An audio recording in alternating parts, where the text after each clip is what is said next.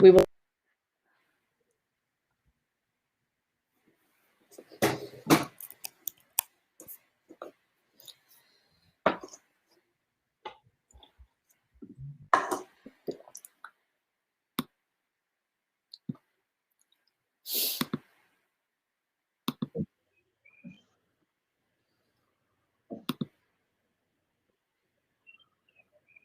And tell us, in general, should we be muting ourselves when we're not talking to help with sound quality, or?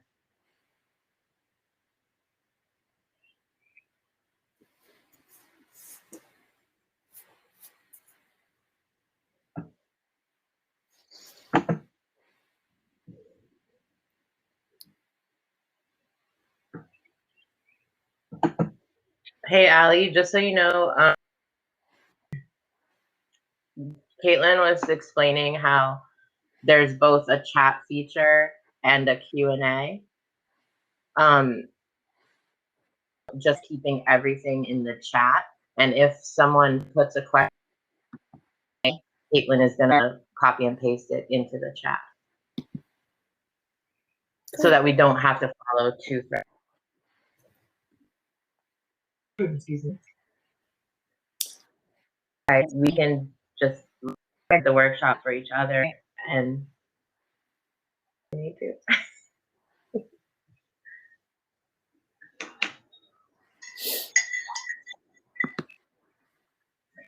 Ali, did you see the visual schema that I sent? I'll look now. Should we start? I think we're ready to go, right? We can, but Caitlin, can you, I don't see any attendees in the attendee tab, so maybe you could explain that to me. There are 3 people attending right now. We have Jenna, Jesse, and Laura. I'm not able to see that. Oh, now I am. Awesome. Okay. Well, welcome everybody. I think I'm going to check in with our co-presenters, but I'm thinking we might give people a few more minutes to come into the session. Crystal and Ali, is that okay with you? Mm-hmm.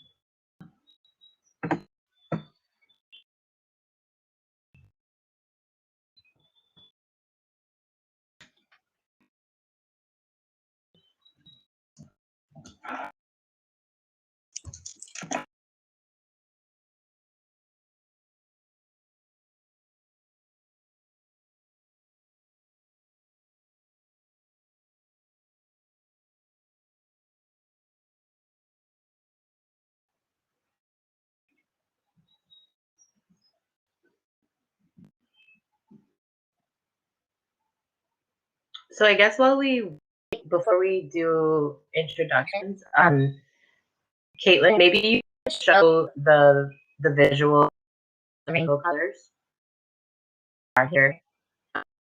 Could take a look at that while we wait for other people to arrive.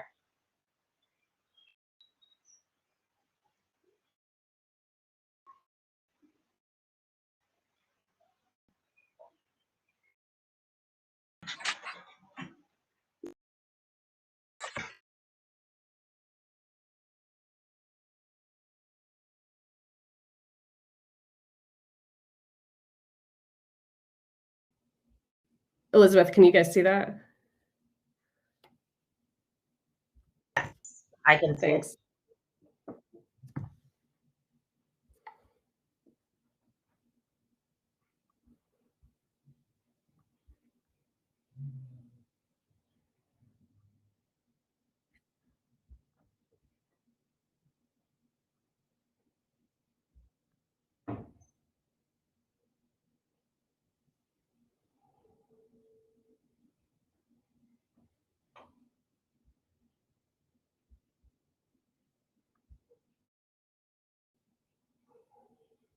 We've got one more attendee. Good morning, Louisa.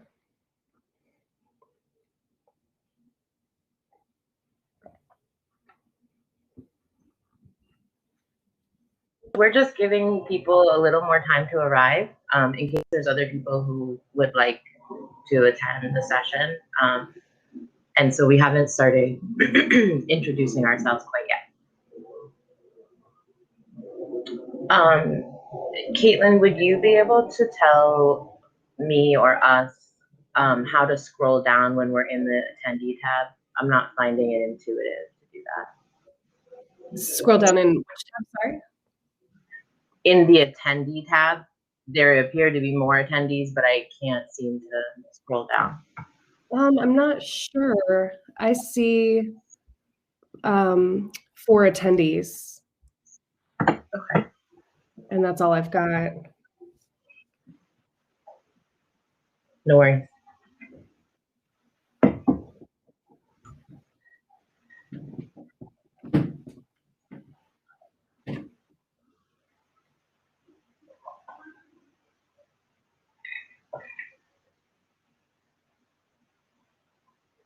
All right, so Crystal and Allie, before we introduce ourselves, while we give like maybe 2 more minutes for people to arrive, shall we invite people to introduce themselves using the chat feature for the people who are already in the room?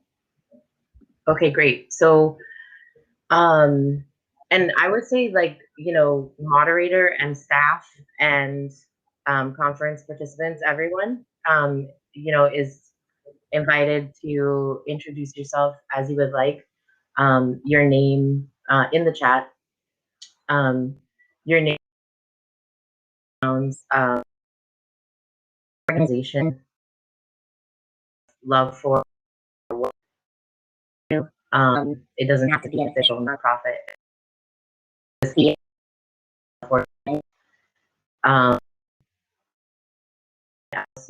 tell us about yourself, like where you live.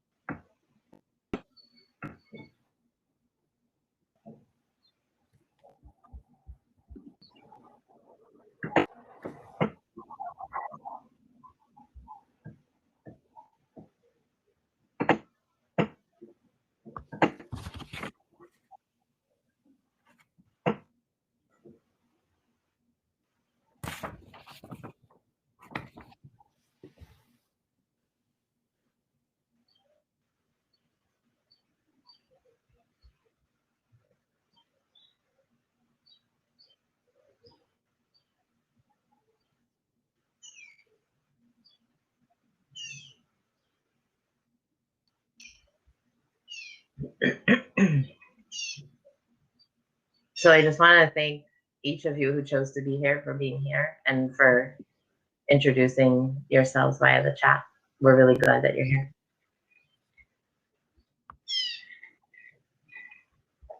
All right, it's 9:10. Crystal and Allie, what do you think? Should we get started? You're like, yes, 5 minutes ago. Thank you for your patience, everyone. Good morning. My name is Elizabeth Rodriguez. That's the family name that I go by. My legal name is Elizabeth Capone Newton, and some of you may know me like that. I'm here on Peaks Island, and that's where I live, joining you this morning. And I'm going to be one of the 3 panelists. I'm a mom, and lots of people that I love in my life have cognitive impairment. So that's something that I've been navigating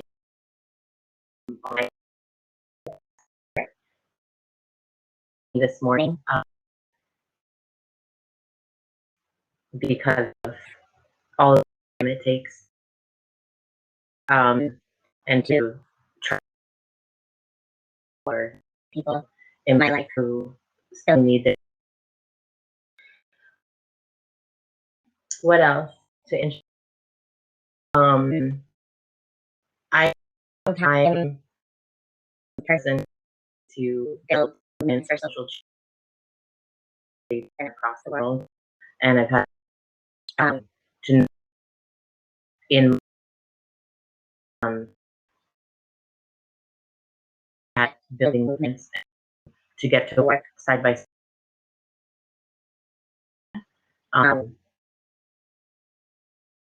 Co-panelists are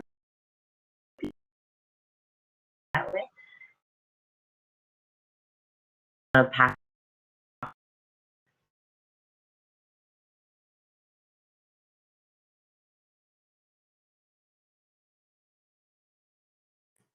To me, did you say? I think I'm seeing in the chat that 2 people are having audio issues and you were cutting out a little bit for me too. But I think you said you're passing it to me. So I'm Crystal Cron. I grew up in poverty in Portland. I moved to Maine when I was 5 years old. And I feel really connected to the land here, but have always felt very disconnected from the people. And so sort of my work of life is trying to figure out what is home and where do I belong. I'm also a mom and I'm pregnant and I have allergies, so that's what's happening for me this morning. But I'm excited to be here and to talk about this project.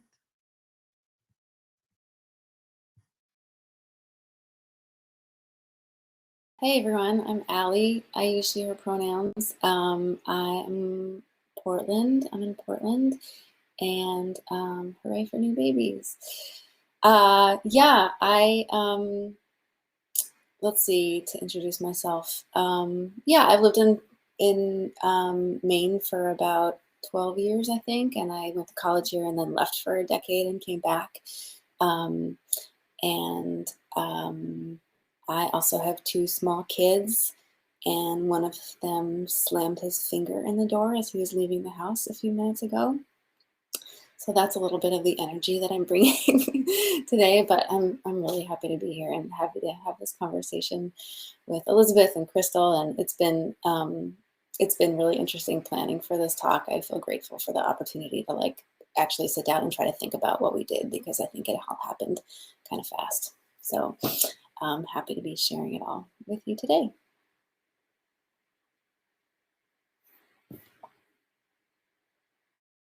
Okay, wonderful. I'll try to look at the chat.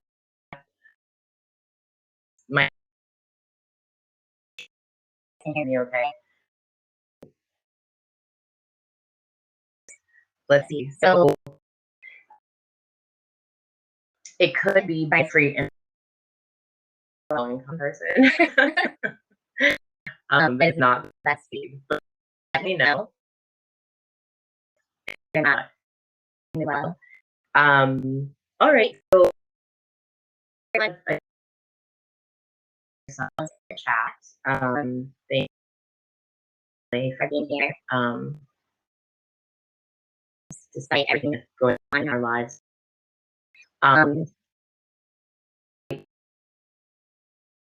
one question in the chat over the and dive into this. And that question is, what's the worst that ads in trying to get money or give away money? What's the hurdle? And when we say work,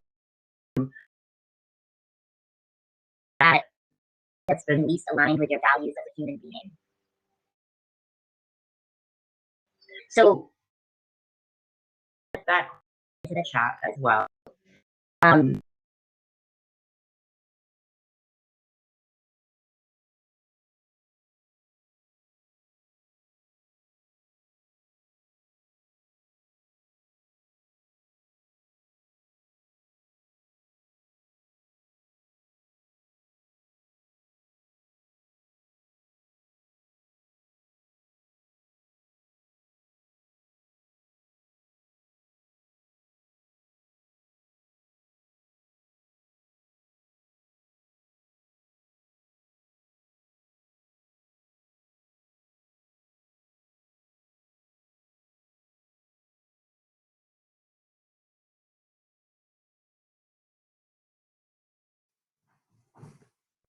Maybe you need to go off camera, Elizabeth, because 2 people said they still can't hear you.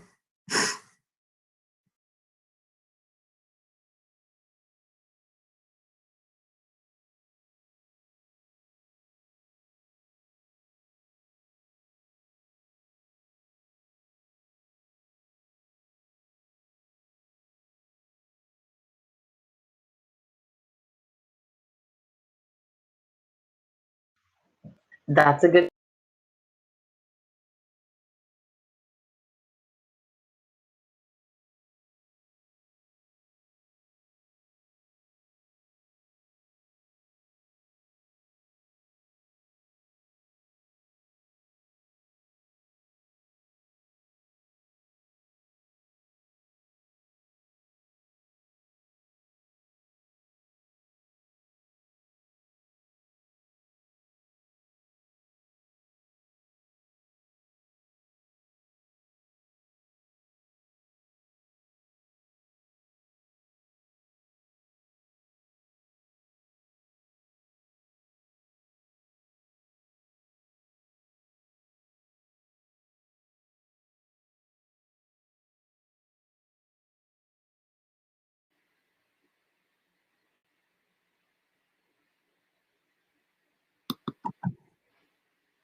Did we lose Elizabeth now? The question was, what is the worst hurdle that you've had to deal with trying to raise money or give away money?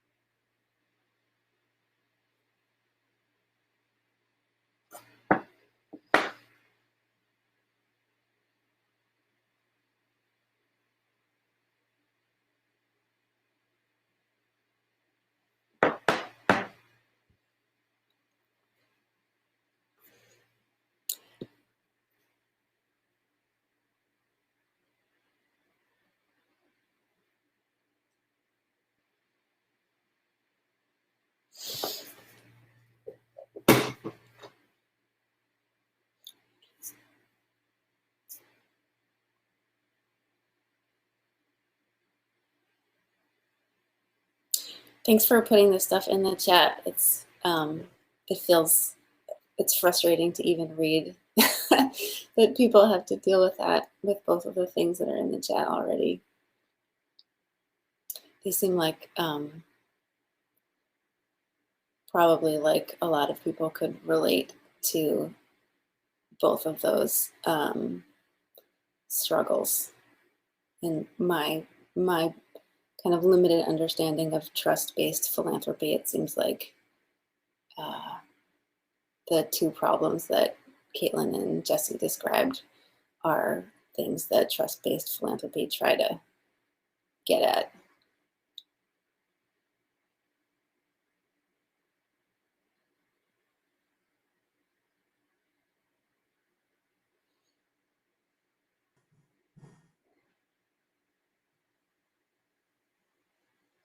I'm trying to see what's happening with Elizabeth. Okay. Maybe I'll just, Crystal, does it make sense for me to quickly go over what the agenda is, since we want to have time to get to it? Okay, so I'm just gonna lay out quickly what we have planned for today, and it is basically just a couple sections. We're going to talk a little bit at first about what the People's Fund was, just sort of a quick overview, and then each of us is going to have a turn. Mine is going to be shorter, and Elizabeth's and Crystal's are going to be a little bit longer, talking about sort of our angles of it. So I'm going to talk a little bit about the background of the money that was maybe like seed funding for it, the initial funding. And then Crystal's going to talk about the food brigade efforts, and Elizabeth's going to talk about the non-food support that that she gave. And each of us have tried to sort of use a framework of like, this was the problem, this was the solution we came up with, and these are the values that are sort of fundamental and foundational to those solutions. And then at the end, hopefully we'll have a little bit of time for questions and discussion, which I really hope we get to, because I know we all have questions like for each other also. Maybe you'll have questions for us too.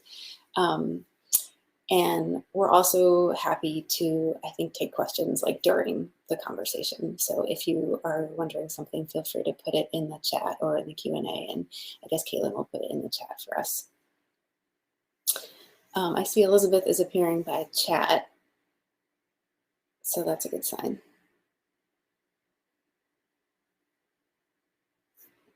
Are there any questions about the agenda or anything that you in particular want to make sure that we cover? If so, I guess you can just put them in the chat.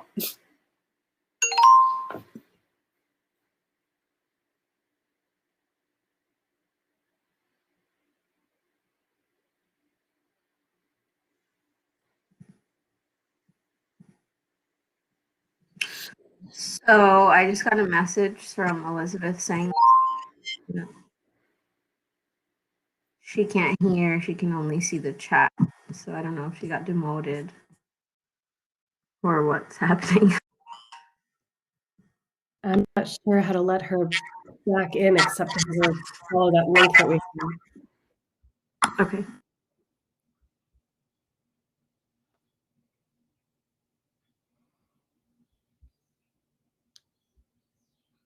Looks like she's going to try to connect to her router.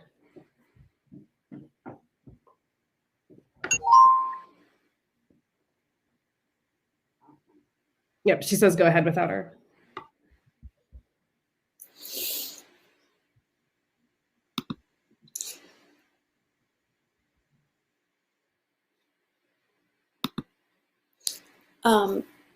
Crystal, what do you think? Should we just sort of go into the summary of what the People's Fund was?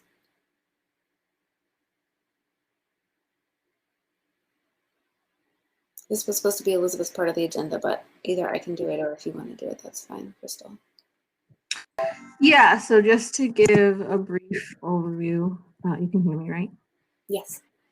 So we're just going to be telling the story about how Elizabeth and I came together at the very start of the pandemic.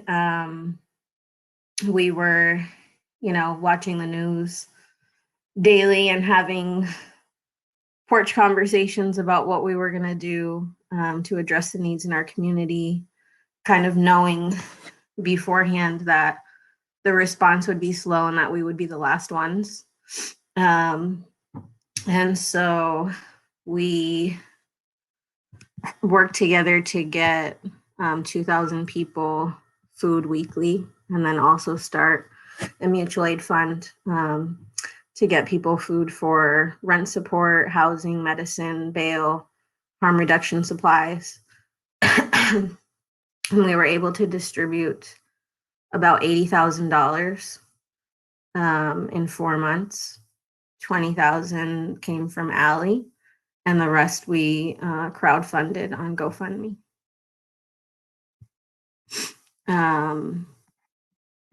And so, like Allie said, we're gonna give a little overview about how she became involved, and then tell the kind of two parts: the food and the non-food support, and how pieces work together. Hi, Elizabeth. Oh, hi, I'm just joining you here from poor people speed and island speed. You know, internet access on islands and for poor people is a really big deal. So, hey. I was just saying the summary of the fund, and I don't know if there's something else you wanted to add, but I was just describing how we sort of started to dream it up and how much money we were able to move in the 4 months. Beautiful. Thank you for doing that. Yeah, so I think it might be good, Crystal, if you could actually go first, or I guess Allie is going first with her section. I'm gonna need a second to regroup, and I'm gonna try to see if I can plug into my router. Okay. Okay, well, maybe I'll just go into my part here. All right, so before we get to the stories that are really like the meat of this by Crystal and Elizabeth about like how they pulled this amazing thing off, we thought I would just describe a little bit about like the money part of it, not the 60,000 that came from the community, but the other chunk that came from me. And I'm happy to do this because I think it is important to be talking more about like the money in philanthropy and like why it exists and where it came from. So I guess I'll just start with like what we all know, which is that like, you know, when COVID started and throughout COVID has been like a financial boon to people who already had more money than they need. And I have not been an exception to that. I remember when soon after the pandemic began, I had a phone call with my financial advisor, and it was, you know, in a moment where like everything was a disaster, everything was falling apart. And I expected to hear the same thing about the money that she manages for me. And instead, she kind of seemed like a little sheepish, but she was like, actually, you know, the stock market is doing well. And, you know, the money that you have access to has grown. And I was like totally disoriented by that and disbelieving of it. For me, the pandemic has really coincided with like a moment of like that I've been leading up to for the past couple of years of being just more kind of open with money. And it's been a period of transition for me, moving from like being in a space of real denial based in like fear and scarcity to one of more openness and, you know, looseness and honesty. And so I'll say a little bit the money itself that I have access to and that became part of the People's Fund. It's like, it has a long and twisting story with like a lot of weird chapters, but in a nutshell, basically there's like chapters where it's like successfully hidden from Nazis. There's chapters where it's involved in US tax evasion, and also grows with the growth of Swiss banks. Most recently, it has grown a lot in the past 30 years or so, basically just as this country has undergone massive like deregulation and the rise of neoliberalism, all of which, of course, have been driving poverty and inequality and suffering. So when I think about the money that I have access to, I think about a quote I heard from a historian called Ed Woodfield. who talks about how basically, like, regardless of when your ancestors arrived in North America or how they made their money, they were sitting down and gambling at a table that was loaded with stolen money. So when Elizabeth called me about this project, I was, like I said, sort of in this position of like practicing being more like open and practicing more flow with the money.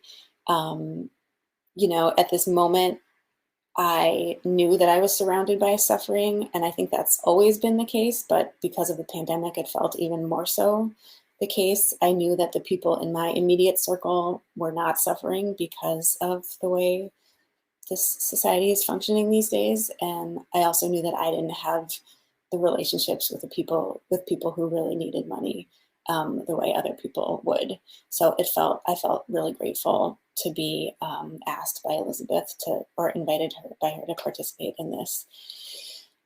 You know, my giving generally is to grassroots organizing. And I haven't in the past given much money to anything that looks like direct service. And I think the reason why I felt excited about Elizabeth and Crystal doing something that in a sense looked like direct service was that I knew that it would happen in a way that didn't feel like charity. Like, I knew that Elizabeth and Crystal's project would, deepen power among the people who were getting these resources, if that was possible at all. They wouldn't be seen as other or condescended to or controlled or insulted. And that felt like a really valuable opportunity, and it's been a learning experience, and I'm just so grateful for having been involved. So I think I'll leave it there and pass it to Crystal, who's gonna talk about a little bit of the origin of the food side. Thanks. Thank you. Yeah, so like I said, I grew up in poverty in Maine. I'm the daughter of an Indigenous person, and I've never had access to money or land, and have been living in like a constant state of anxiety and not knowing what's going to happen next, because of not having access to stable housing, and just always worrying about resources. And the only way that I was able and was taught to survive that was by sharing. So even when we had nothing, we always gave of what we had. And hoarding was never in our vocabulary, and that was never a tactic to having our needs met. And it just didn't make any sense because the only resource that we had around were people, other poor people. So my whole life I've been building these deep connections with other poor people, and that's what has allowed me to make it through. And in my adult life, after I graduated college, I came home and took care of my grandmother for 5 years until she died, and really got to see how corrupt the healthcare system is, and just how impossible systems are to navigate for poor people and non-speakers of English, and Black and Brown people. And even with me as her daily advocate, she was just treated as a subhuman, and it was really painful to watch. And then as I thought about, the thousands of people in my community here in Portland, who are immigrants from Central America and who have no support, I realized that I needed to widen that work. And so when she passed away, I started working in nonprofits, doing direct service. And at first it was a dream to be able to do this work in my community, until I realized that service only leads to more service and creates dependency on service. And that it was never enough. Like, I wasn't supposed to be talking about root causes of problems. or dreaming with people. And in fact, I was supposed to have this wall between me and my community, and really distinguish myself as a professional. And the kind of like mainstream Western idea of boundaries was that I was very far apart from them.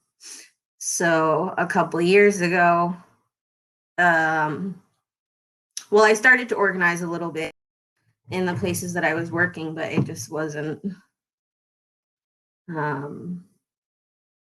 acceptable, I guess. So I left and started really thinking about, you know, how can this be done in a way where we have agency and we have control.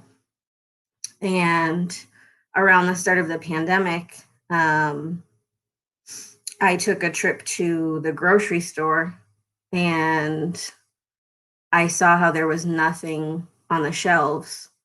And it just felt like this apocalyptic moment, like, you know, we didn't know if resources were flowing. And I really felt fearful for my community because I knew that they didn't have extra resources to go out and buy stuff. And even if they did, everything was gone already. And I started to reach out to a few different projects that were popping up,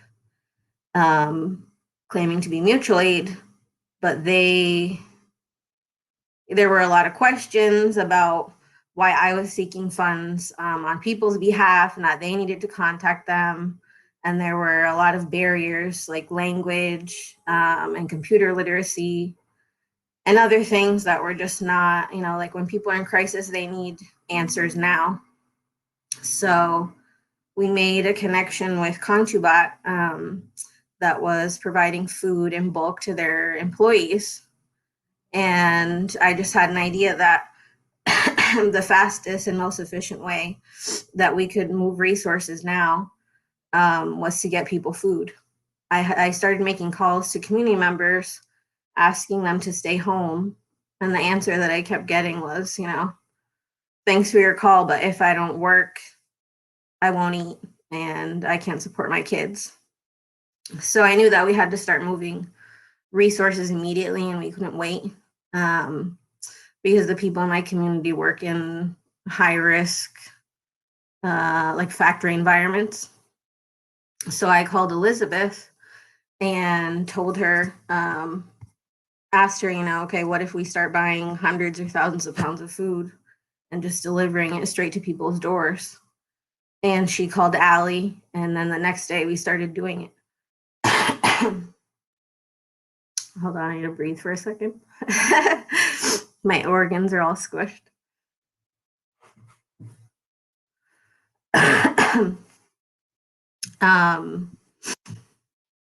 And so, yeah, what was really, what felt really important about that was that we weren't only dropping to the people that we knew, even though I have been cultivating these relationships, like I said, for many years. And so I have like 1,500 personal contacts. So it was easy to start figuring out who to bring the food to. But while we brought food to those people, we just dropped it at every door in those neighborhoods. And that's how the project grew so quickly. Because, you know, we said it doesn't make any sense just to feed the poor people that we know when we know other people are in need. And if we're saying that, you know, this is for the collective good so that we don't get sick and we make sure that we all survive to get to the next thing. And to be able to start imagining together what does something different look like, then we have to take care of all of us. So we started dropping in the neighborhoods that we knew, but at every door. And, you know, we grew from, I think the first day we did 50 families till now we're doing 500 families and growing. And another thing that was really key was the types of food and how we got it to people, because we did try to collaborate with other other organizations and other food security efforts, but they were really unwilling at the beginning, and even some now. But, you know, in those first few months, they were really unwilling to adapt. And so, you know, people were scared to go out, or people just had the barriers that they always have of transportation, or not knowing where to go, or not trusting where things are coming from, or of not eating canned foods. And so these other organizations weren't thinking about that. And that really scared me too, because it seemed like now more than ever, we needed to be making sure that these things were accessible and that there were resources that people could actually use. So we really focused on buying nutritious and calorically and nutritionally dense food like rice and beans, and local meat, and working with other partners to give us like being really creative about stretching leftovers or taking whatever people would give us. So we would go pick up, you know, 500 pounds of beef somewhere, 2,000 pounds of potatoes somewhere else. And just that ability to be flexible and move quickly allowed us to redistribute a ton of resources in a short amount of time. I'm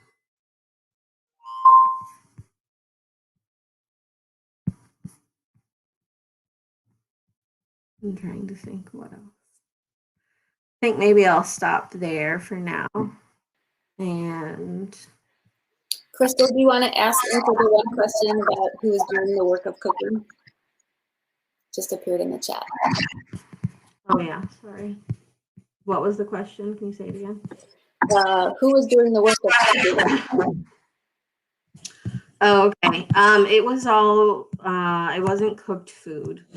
We gave raw bulk foods like groceries to people, which for our communities, like it started off being Latinx, but it's mostly all immigrant that we're getting food to, and giving food in that way was preferable to cooked food and allowed us to move more food faster.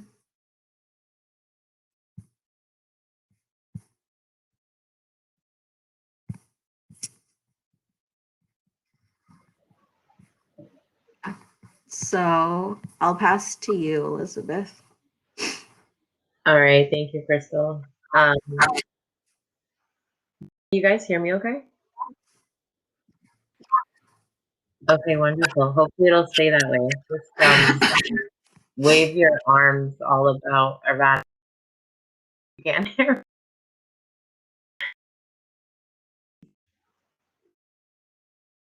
To just emphasize One important things that Chris, a concrete level in terms of like importance that that people have the ability and have like I guess like they will use that we will provide useful to them, and that are also said economical, because that was part of the conversation that was part of the vision that Crystal had from the beginning about the food brigade. Like we're going to use the resources we have very wisely, because our priority to make sure that as many people as possible have what they need. And so, for example, we would not use a model where money was going to like pay restaurants to and deliver hot food, because that would be a model that prioritizes the business over the efficient use of resources to relevant and highly nutritious food to the most people possible. So those are like decisions. That is clarity that Chris based on. I think to show the rainbow image, I'm gonna call it. No problem. Thank you. And I wanted also to, I noticed that there are some new attendees, and I apologize that you can't see my face, but I don't know why I'm apologizing, because it's our lack of public infrastructure, i.e. no good internet. But you might later be able to see my screenshot, we'll see. But hi, I'm Elizabeth, for those that weren't here at the beginning when the video was working. And for those who joined like since 9:15 or whatever, if you could take a moment to introduce yourselves in the chat with your name and pronoun and any organization that's near and dear to your heart.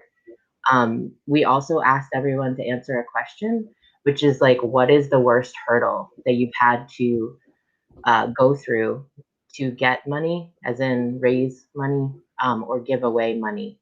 And when we say worst, we mean like least aligned with your values. So for those who haven't gotten to share that yet, please do in the chat as you're able.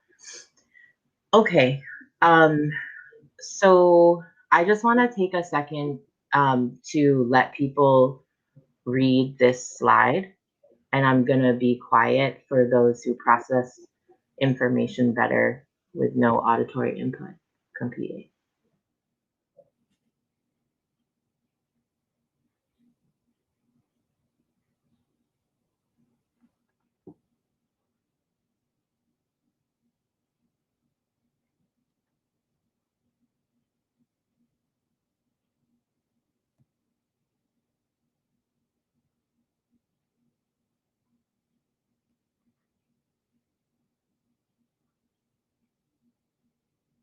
All right, and so now I'm gonna read parts of this out loud for people who best process information that way.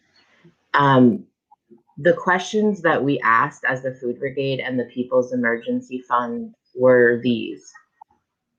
Can the most vulnerable, poor, and dispossessed people participate in building collective power if we do not have the resources to survive? So can we really participate in making the change that we need if we don't have resources to survive day to day? The other question that we asked was, can we organize our projects of survival in a way that builds collective power among people who experience theft? And when we talk about projects of survival, this is what a lot of people call charity or mutual aid, except we're calling them projects of survival because we're trying to make it more clear what they are, right? Because I can't build a better world for my children tomorrow if I die today, right? So I'm trying not to die today so that I can build a better world for my children tomorrow. And that's what my ancestors did for me. So it's a cycle. So we ask, how do we set up, how do we set up projects of survival? How do we set up the ways we give resources so that they also do the work at the same time to build collective power? And when we talk about theft, so let's go right into the first problem identified under building collective power. The theft of land and labor and the hoarding of collective resources by the few. So this is what we identify, Ali, Crystal, and me, and the people that we work with. We identify as the problem, the theft of land and the theft of poor people's labor and enslaved people's labor, people who were in indentured servitude. right? People who are currently undocumented, all poor people right now, the theft of our labor. That's the problem. And then the hoarding of the wealth that came from that theft by the few. So that's the problem that we seek to solve. And then in the building collective power model, the way that we try to solve that is by building our people power among the people who, you know, got stuff taken from them. And the values that we hold near and dear for how we know that we're right in wanting to do that, is that we know we have to name the truth of what happened. We have to name the theft, right? Not just past theft, current theft. And Allie did a really good job of that when she talked about where her money came from, right? She was naming the theft. And then we rely on our class siblings. And so when we say class siblings, what we mean is the other people who also have had things stolen from them. We all haven't had the same level of theft, right? But anyone who's experienced this theft is our class sibling. And then many. trusting the power of the many means that we don't think to get things done. We are our internalized depression and realize that we are the majority who till the land. We are the ones, right? We are the ones things, and without making stops. So we know we have that power. Obviously, we have weaknesses too. To eat. Where does the right? It's not like we're these things and truths and their inspiration come from. A lot of us know the stories of freedom fighters. Me and a lot of nobodies, you know, the people at the bottom are always doing other people that are at the bottom. Those are the people that we take inspiration from. Those are the ones who taught us. And then be able to do what we've done, we had to have skills. And of course, there's a lot of skills involved, but some of we had to develop were how to cope with the brutality, really paying attention to taking it in. It's brutal and it's hard to see. It hurt. Human nature is to want to believe and go away. So we get minimization or bargaining, all this, and we feel that that's by life join, you know, songs that our ancestors had, but we also need, and then taking that long view about change being what we see, you know, day to day, that we make investments in change. People who shared about a hurdle said something relevant to this. I believe it's a person from Land in Common who's a participant today. Difficult to get from funders. Long-term work. So right, that was, oh shoot, Lizzie's having trouble hearing me. That's too bad.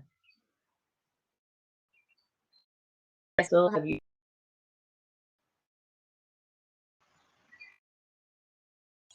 Okay, I'm sorry, Lucy. The good thing is that it's being recorded. I know this is bad enough to hear in the moment. Everyone should also watch it.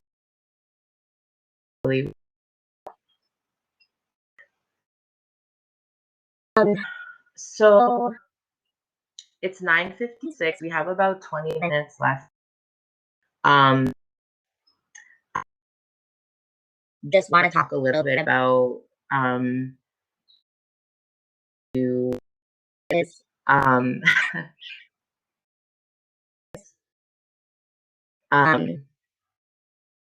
so sometimes people say, like, why does the brigade or the people's emergency need to pay for hotels for people? We have general assistance for that. Or, you know, why do we need to deliver food or step food banks? Why do we need to pay for medicine? We have main care. And I the asked about why someone who receives government benefit. I've had main care for 10 years, and I'm about to apply for TANF. That's temporary assistance for needy families welfare, and I've received benefits and food stamp. I've also, you know, applied for scholarships or financial aid for programs, summer camps, YMCAs. I mean, you name it. You know, I've jumped through all the hoops. So through the hoops is how poor and like know and where they don't work all day. And for people,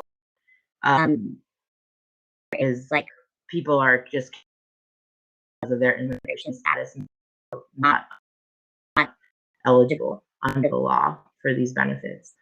But people who are eligible, this have to go to get the benefits on time for what they need are less difficult.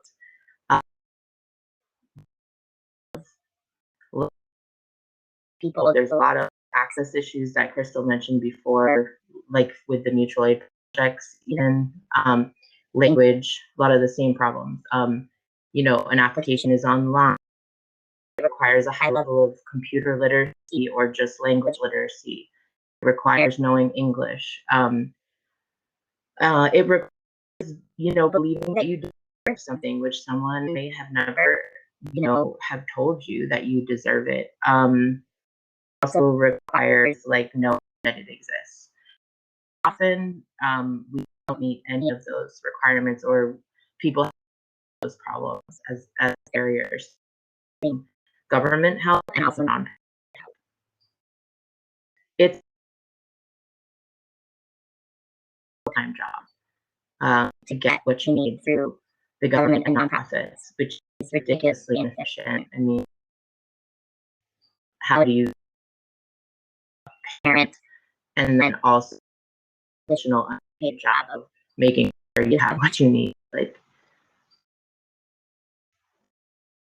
so that's why we did what we did, recognize and understand, not from the perspective of an administrator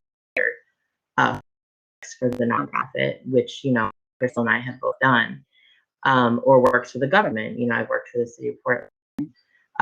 Not from that perspective. We did it, we knew best because of the system because of being recipients. Ali and Crystal have probably touched on a little bit key of relationships and all this, but I want to take a moment to talk about that. The way that we went about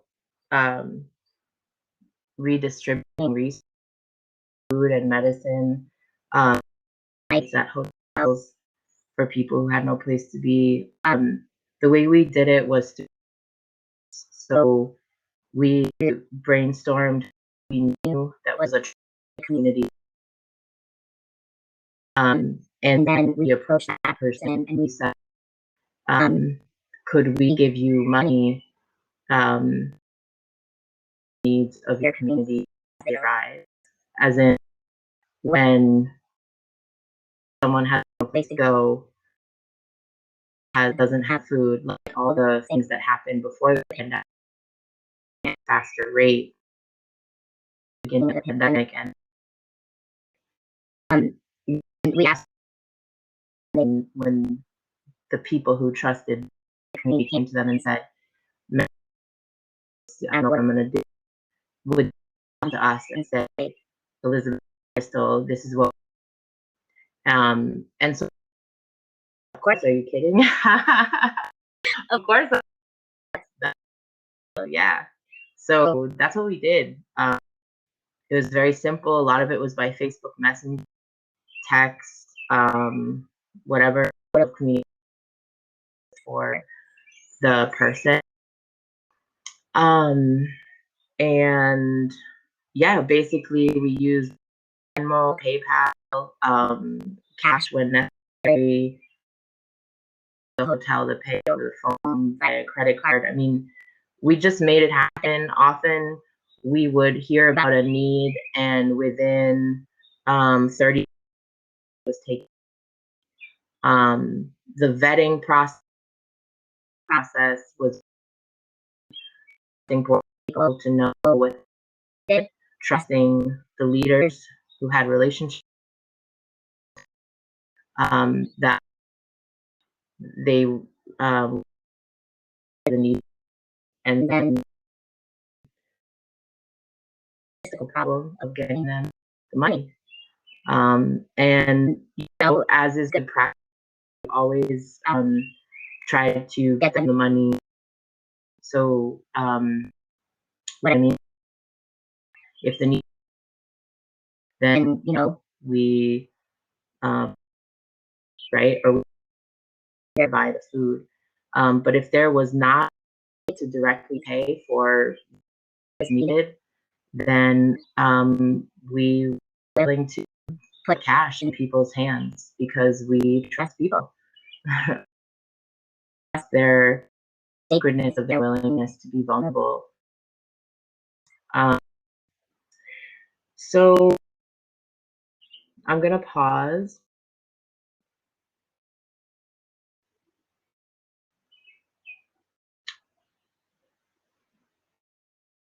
Say one thing about triage. This was a hard one.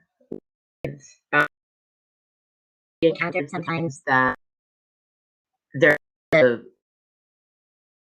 didn't necessarily have a relationship with the person that,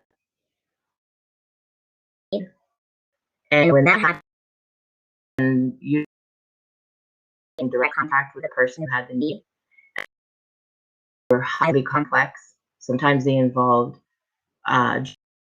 pretty severe mental challenges, cognitive impairment, no phone, no place to live, no clothes.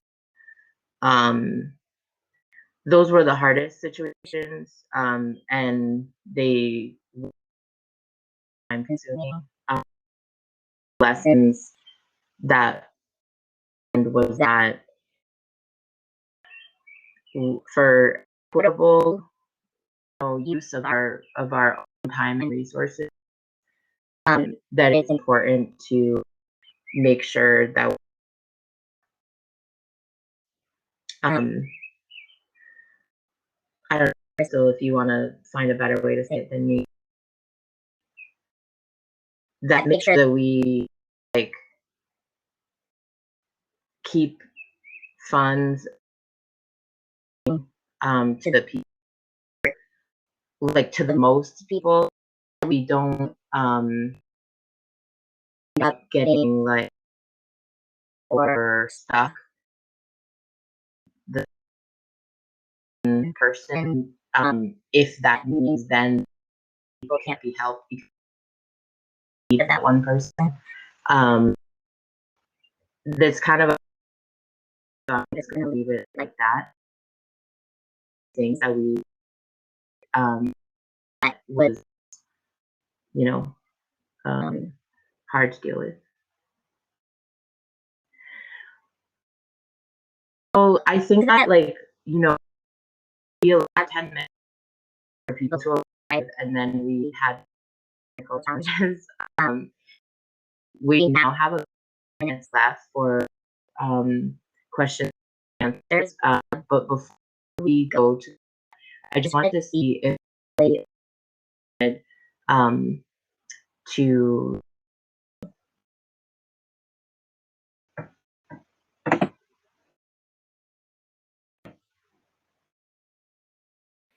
I guess I would just say quickly, since neither of you, I think, you've alluded to it, but neither of you have said it outright, just the amount of labor that you both put into this work, whether it was, you know, organizing the food and distributing it and the hundreds of other tasks that went into that, or, you know, maintaining all these relationships and then being in communication, sometimes well into the night, sometimes including overnight with people to get their immediate needs met. Just, I think I've never really seen anything like that. I've never seen people do that.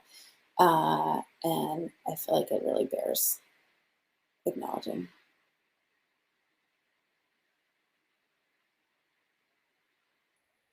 Yeah, I think maybe for 6 months we worked like 20 hours a day. Right, Elizabeth? yeah, like let's not.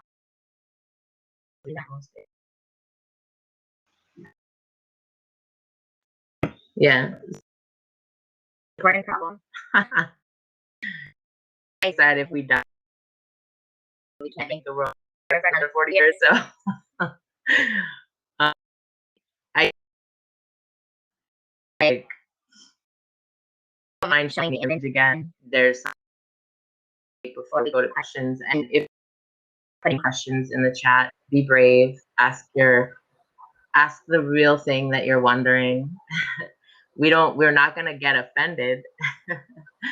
But yeah, if you could show the rainbow image again on your screen, Caitlin, that would be great, because I wanted to just pull people's attention to the bottom.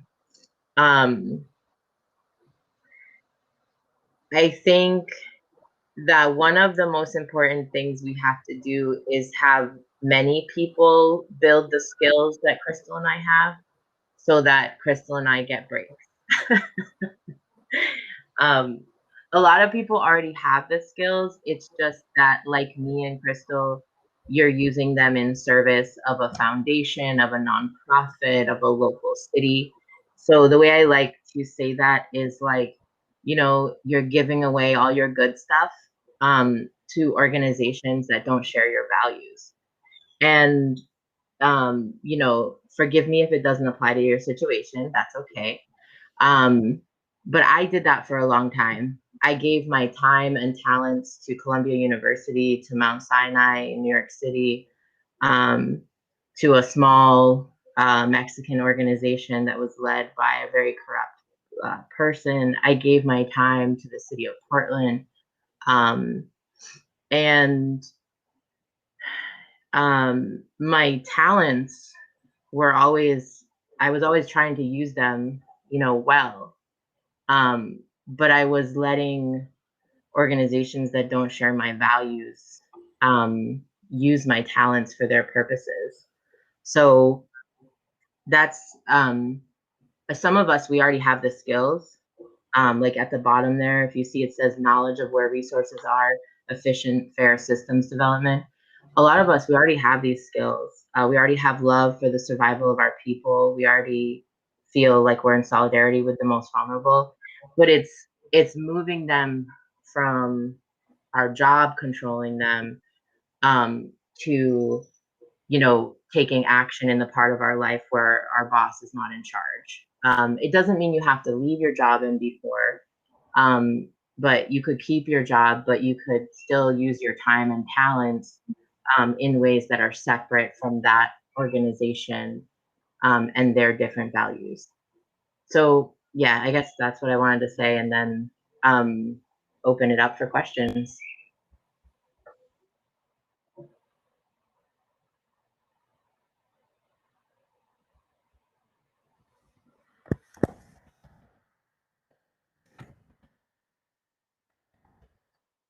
Crystal, would you like to talk about how sometimes people feel intimidated by us? What can we do to help people? we're we're actually very nice people, and you can ask us anything you want.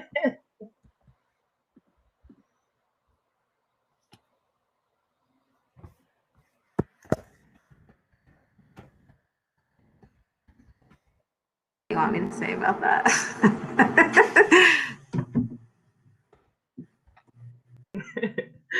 No, that's optional. But yeah, I guess while we're waiting, I don't know, I'm just thinking about, again, that balance. I mean, I think part of the reason why the food felt so obvious was because we could move a lot of it fast to a lot of people. And that, like, it was important for us to address some of the more complex issues.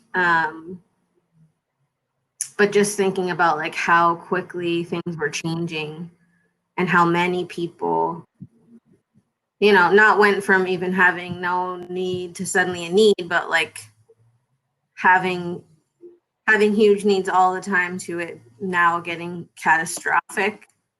It was like the food was the most immediate way to address so many needs at once.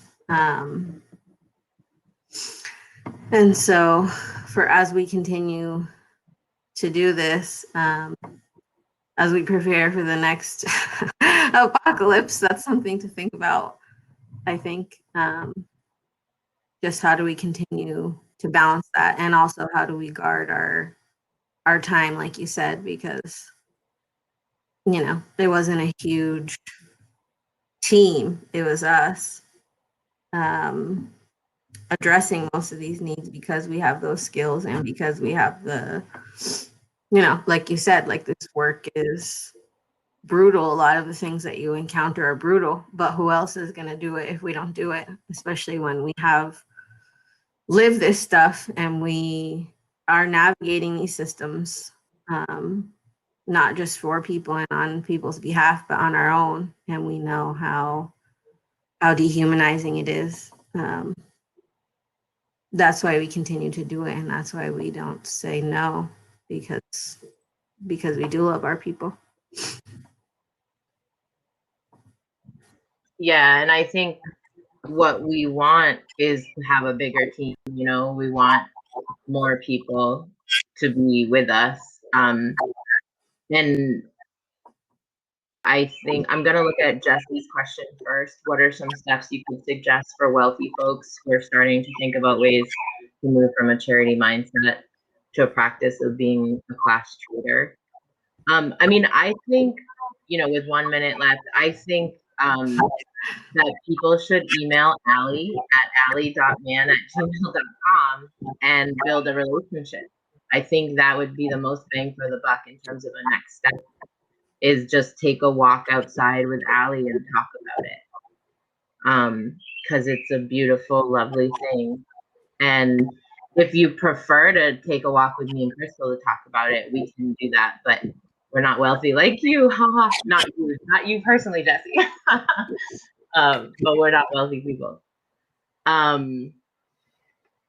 Laura is asking, what are the food needs now? Are more people able to work, or how are the needs changing? Crystal, that sounds like a question for you. Yeah, I mean, like I kind of said in what I was saying a second ago, that it was never not a need. It just became even more of a need during the pandemic. But, you know, like a lot of the people that I'm in community with, they work in the lobster processing industry.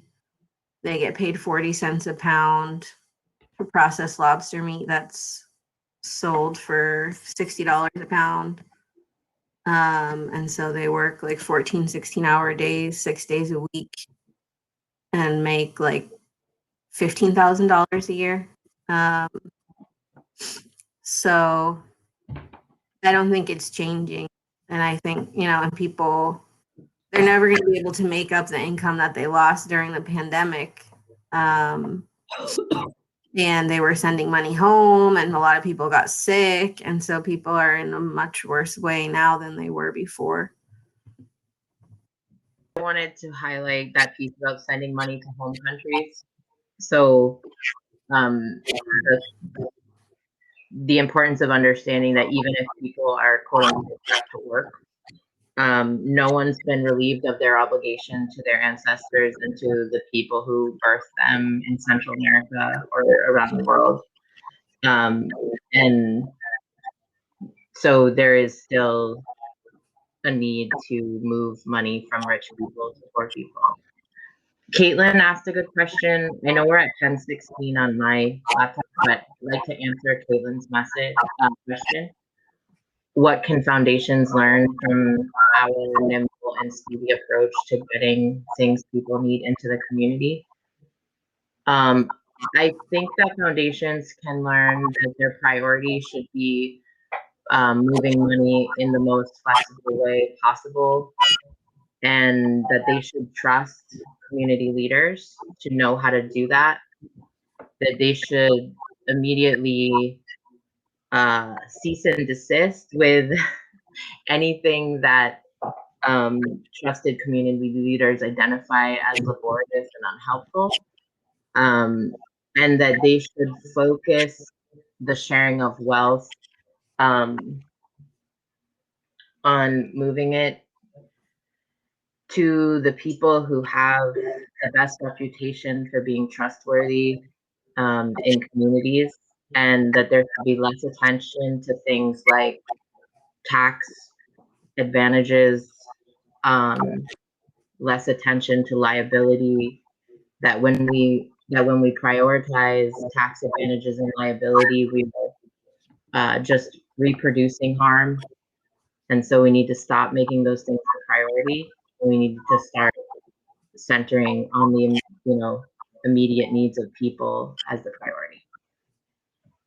That's really helpful, Elizabeth. Thank you. This was a great presentation, and I appreciate it so much.